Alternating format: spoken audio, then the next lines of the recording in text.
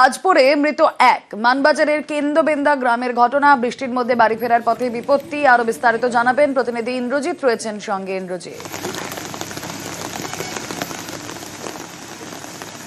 ইন্দ্রজিৎ, কথা বলবো আমাদের প্রতিনিধির সঙ্গে। তার আগে আপনাদের জানিয়ে রাখি, বৃষ্টির মধ্যে বাড়ি ফেরার পথে বিপত্তি, বজ্রপাতে মৃত্যু অষ্টম নারায়ণ দেবের। পুরুলিয়ায় বাজ পড়ে মৃত্যু একজনের। মানবাজারের কেন্দ্রবেন্দা গ্রামের ঘটনা।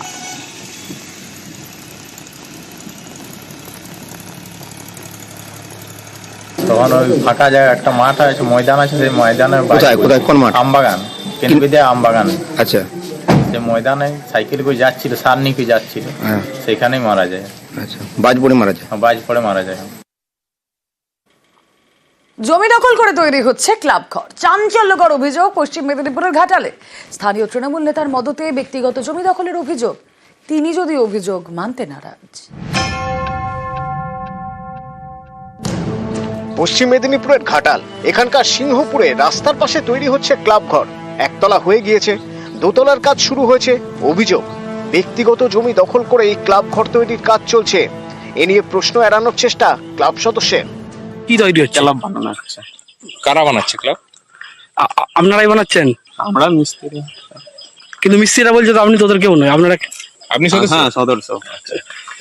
কদিন ধরে তৈরি হচ্ছে এই বিল্ডিংটা? কদিন ধরে তৈরি হচ্ছে এটা? কবে থেকে শুরু? ক্লাবটা তৈরির জন্য কোনো পৌরসভা থেকে পারমিশন আছে? হ্যাঁ, পারমিশন আছে। ঘাটালের সিংহপুরের বাসিন্দা সুবোধ মণ্ডল। তার দাবি, 2000 সালে তিনি এই জমি কিনেছিলেন।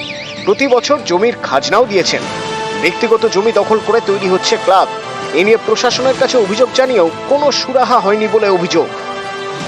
আমাদের জায়গায় ক্লাব ঘর করছে, পাড়ার কিছু ছিল। আপনাদের ব্যক্তিগত জায়গা না কেনা জায়গা? আমাদের ওটা কেনা জায়গা। বাধা দিচ্ছে, কিন্তু আমাদের বাধা শুনিনি। বলছে তোমার যেখানে কিছু যা খুশি করে দিয়ে যাও, আমরা ঘর করবো, তোমাদের যা কিছু করার আছে সেখানে তুমি করে দেবে। অভিযোগ জানিয়েছি, কাউন্সিলরকে জানিয়েছি, পৌরসভায় জানিয়েছি, এসডিও জানিয়েছি, তারা কিছুই বলেনি। তো দরখাস্ত আমরা যে রিসিভ কপি নিয়ে এসেছি, ওই নিয়ে এসেছি। জমি দখল করে ক্লাব ঘর তৈরি, এত সাহস কিভাবে হলো ক্লাবের সদস্যদের? অভিযোগ, জমি দখলের পিছনে স্থানীয় তৃণমূল নেতা শচীনন্দ জানার মদত রয়েছে। আমার ধারণা, আমাদের প্রতিনিধি, কাউন্সিলর প্রতিনিধি বা কাউন্সিলরের কোনো না কিছু বলার কারণে আমার এখন ব্যক্তিগত। কি নাম কাউন্সিলর প্রতিনিধি? কাউন্সিলরের নাম হচ্ছে শচীনন্দন প্রভাতী জানা, তার স্বামী শচীনন্দন জানা, এবং প্রতিনিধিরা হচ্ছে যে সমীর মাঝি আছে, তাদের মদতেই হচ্ছে। হ্যাঁ, শৃঙ্খল সাউ আছে। আসলেন ছিল ওটা, সেই হিসাবেই ওরা ক্লাবের ছেলেরা একটা আমাকে দরখাস্ত লিখে দেয়। উনি তো কাগজ দেখাচ্ছেন ওনার কিনা জায়গা। উনি যেটা রেকর্ড দেখাচ্ছেন সেটা আমরা দেখেছি, ওটা রেকর্ডে লেখা আছে যে সাধারণের ব্যবহারযোগ্য জায়গা। খাস জায়গা সরকারি ল্যান্ডের উপরে কি করে বাড়ি নির্মাণ করছে? এই ক্লাবটা অনেক কিছু কাজকর্ম করে থাকে, তারপরে ওনারা যে ঘর নির্মাণ করেছেন বা করছেন, তারপরে আমরা তারপরে আর কিছু জানি না। কিন্তু উনি অভিযোগ করছেন যে আপনার মতেই চলছে ওই ক্লাব ঘর নির্মাণ। ভুল। জমি দখল করে ক্লাব ঘর তৈরির অভিযোগ, বিষয়টি খতিয়ে দেখা হচ্ছে বলে জানিয়েছে ঘাটাল পুরসভা। পশ্চিম মেদিনীপুর থেকে সুকান্ত চক্রবর্তী, নিউজ 18 বাংলা।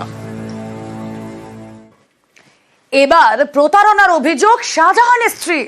25 লক্ষ টাকা প্রতারণার অভিযোগ তসলিমা বিবি। নেজার থানায় অভিযোগ শাহজাহানের স্ত্রীর। মাছের আড়ত থেকে টাকা তছরূপের অভিযোগ রবিন মণ্ডলের বিরুদ্ধে। অভিযোগ শাহজাহানের স্ত্রীর। আর গতকালই শাহজাহানের বিরুদ্ধে সরব হন রবিন মণ্ডল।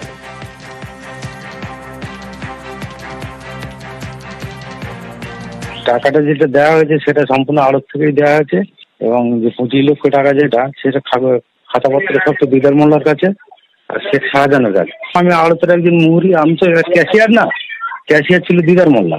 আমি শুধু লেখালেখি করতাম, মাছ কতটা মাছ আসতো কি বৃত্তান্ত এইগুলো লেখালেখি করতাম। আমি টাকা পয়সা কোনোদিনই ডিল করিনি, আমি কোনো কিছুই করিনি। এটা শেখ শাহজাহান যখন জেলে যায় তারপরের থেকে তাহলে আমার নামে কমপ্লেন করলে আমি কি করবো? আমি তো টাকা পয়সা লেনদেনের মাধ্যমেই আমি ছিলাম না। আমি মার্কেটে বসে আছি, হঠাৎ মালঞ্চের থেকে মফিজুল মোল্লা এলো, বলে এই নিয়ে ফোনটা ধর। আমি কে ফোন করেছে? বলে শেখ শাহজাহান। বলছে বলে তোদের ব্যবস্থা করে দেবো, তোরা মার্কেট নিয়ে খুব উৎপাত করছিস, ওই বাড়ি ঘরদের ভাঙচুর করে দেবো, বম মেরে দেবো, সব তোদের বাড়ি ছাড়া করবো। ওই ইমিডিয়েটলি হঠাৎ আমরা খুব আতঙ্কের মধ্যে আছি। এমতো অবস্থায় আমরা ইডি দপ্তরে যাই, সেখানে গিয়ে আমরা ইডি দপ্তরে সবকিছু জানাই, যে কোনো আইনে একটা ব্যবস্থা করা হোক, আমরা কিভাবে কি করব আমরা থাকতে পারছি না।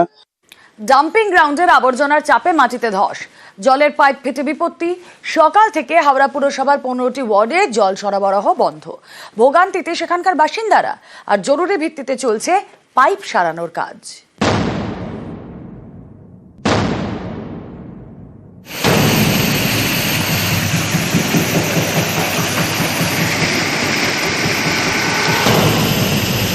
ফেটে গিয়েছে জলের পাইপ, সেই ফাটা অংশ দিয়ে হু হু করে জল বেরোচ্ছে।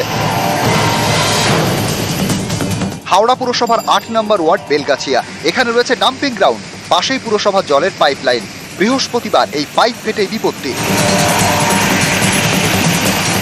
স্থানীয়দের দাবি ভোর তখন প্রায় 6টা। ডাম্পিং গ্রাউন্ডের আবর্জনার চাপে মাটিতে ধস নামে, ফেটে যায় জলের পাইপ, হু হু করে জল বেরোতে থাকে। বেশ কয়েকটি ওয়ার্ডে বন্ধ হয়ে যায় জল সরবরাহ। পুরোটাই ফেটে গেছে, একদম চাপেতে হয়েছে। কার চাপে? ভাগাড়ের চাপে পুরোটাই ফেটে গেছে। এমনি করে হলে তো বিল্ডিং সব পড়ে যাবে। রাস্তা ফেটে গেছে? হ্যাঁ, পুরোটাই ওখান থেকে পুরোটাই ফেটে গেছে। গাড়ির একটা চাপ আছে, ময়লার চাপ আছে। ময়লার চাপ আছে। জলের পাইপ ফেটে বিপত্তি। এর জেরে হাওড়া উত্তর বিধানসভা কেন্দ্রের 12টি ওয়ার্ড এবং শিবপুর বিধানসভা কেন্দ্রের 3টি ওয়ার্ডে জল সরবরাহ বন্ধ হয়ে যায়। খুব কষ্ট জলের, কাল দিয়ে আসে না, এই এদিক ওদিক ছোটাছুটি করে, তাও তো এই তো লাইন দিয়ে পাচ্ছি না। খবর এলো যে সকাল থেকে আসছে না জল, বলে 2-3 দিন আসবে না, এটাই শুনেছি। আর কি কোথায় পাইপ ফেটে গেছে এটাই শুনলাম। 15টি ওয়ার্ডে জল বন্ধ। পরিস্থিতি মোকাবেলায় জলের ট্যাঙ্ক পাঠায় হাওড়া পুরসভা। এদিন দুপুর থেকে জলের পাইপলাইন সারানোর কাজ শুরু করে হাওড়া পুরসভা এবং কেএমডিএ।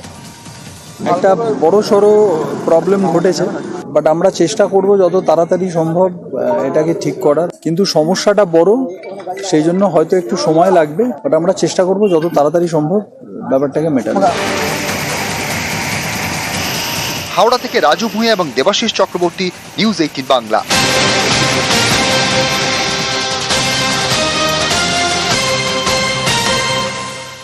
হাওড়ার বেলগাছিয়ায় জলের পাইপ ফেটে বিপত্তি। ঘটনাস্থলে হাওড়া উত্তরের তৃণমূল বিধায়ক পৌঁছে গিয়েছেন, সেখানে গৌতম চৌধুরী পৌঁছে গিয়েছেন। বৃহস্পতিবার সকালে এখানকার ডাম্পিং গ্রাউন্ডের আবর্জনার চাপে মাটিতে ধস নামে।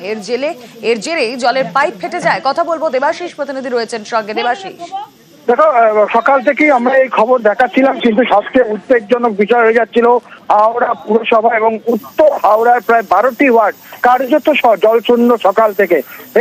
এই ঘটনা প্রকাশ্যে আসার পর থেকেই কিন্তু রাজ্য প্রশাসনের তরফ থেকে নির্দেশ দেওয়া হয় উত্তর হাওড়ার বিধায়ক তথা গৌতম চৌধুরী, তাকে কিন্তু ঘটনাস্থলে তিনি পৌঁছান কেএমডি এর একাধিক ইঞ্জিনিয়ার আধিকারিকরা, এবং যুদ্ধকালীন তৎপরতায় সারা রাত কাজ শেষ করে আগামীকাল সকাল 8টা থেকে সকাল 10টার মধ্যে বেশ কয়েকটি ওয়ার্ডে সেখানে জল সরবরাহ করার নির্দেশ এবং আশ্বাস দেওয়া হয়েছে গৌতম চৌধুরীর তরফ থেকে, এবং বাকি 1-2টি ওয়ার্ড তাও কিন্তু বিকালের মধ্যে জল পাবে বলে তিনি জানিয়েছেন।